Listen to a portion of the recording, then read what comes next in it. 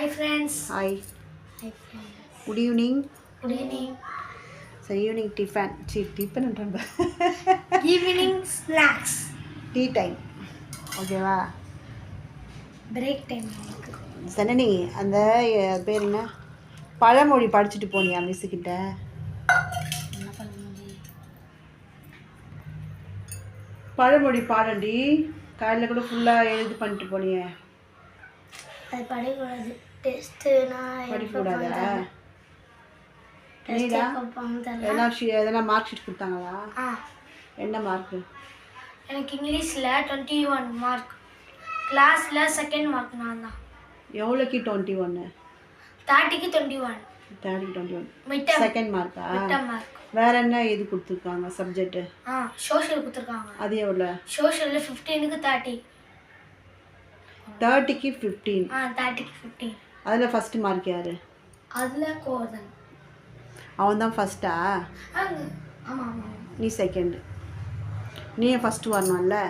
நான் செகண்ட் இல்லை, அருணேஷ் செகண்டு, நான் தான் தேர்டு. ஃபஸ்ட்டு வரல, செகண்டா இல்லை, தேர்டு இல்லைம்மா. 16.5 வந்துட்டா. சரி, எதனா ஒரு பழமொழி தெரியுமா? பழமொழி. காற்றுள்ள போதே தூற்றிக்கொள். யானைக்கு ஒரு காலம் வந்தால் பூனைக்கு ஒரு காலம்.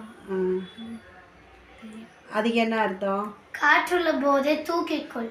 தூக்கிக்கொள்ளணுமா? தூற்றிக்கொள். அதாவது விவசாயம் பண்ணுறவங்க இருக்காங்கல்ல, இந்த நெல்லெல்லாம் நெல்லெல்லாம் அறுவடை செஞ்சு என்ன பண்ணுவாங்க, காற்று எந்த பக்கம் அடிக்குதோ அந்த பக்கம் என்ன பண்ணுவாங்க, முரத்தில் எடுத்து மேலே தூக்கி கொட்டினாங்கன்னா அது அப்படியே என்ன பண்ணும், நெல் ஒரு பக்கம் அந்த தூசி தும்புலாம் அப்படியே பறந்து போயிடும். சில கொஞ்சோண்டு அரிசி கூட பறந்து போயிடும். சரியா? அது ஒரு விஷயம் இருக்குது. இன்னொன்று என்னென்னா, ஒரு வாய்ப்பு கிடைக்கும் போது நம்ம அதை பயன்படுத்திக்கணும், அப்படியே எடுத்துக்கலாம். நெக்ஸ்ட் நீ என்னடா? யானைக்கு ஒரு காலம் தான் பூனைக்கு ஒரு காலம். இதுக்கு என்ன மீனிங்கு? யானை பெருசாக இருக்குதுல்ல, அது எப்பயும் ஸ்ட்ராங்காக இருக்கும், அதுக்கு ஒரு காலம் இருக்குது. ஆனால் பூனைங்க எல்லாத்தையும் பார்த்து பயப்படும். ஆனால் யானைக்கு ஒரு காலம் தான், எப்பயாவது பூனைக்கும் ஒரு காலம் உண்டு சொல்கிறாங்க. ஸோ நான் ஒரு பழமொழி சொல்கிறேன், அதுக்கு என்ன ஆன்சர் சொல்லுங்கள். தெரிலனா கொஸ்டின் மார்க் போட்டு வைப்போம், ஓகேவா? அதாவது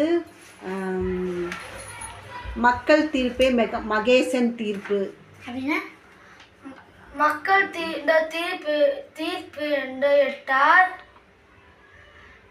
முருகேசன் வந்து எங்க அப்பா முருகேசன் காற்றுள்ள போதே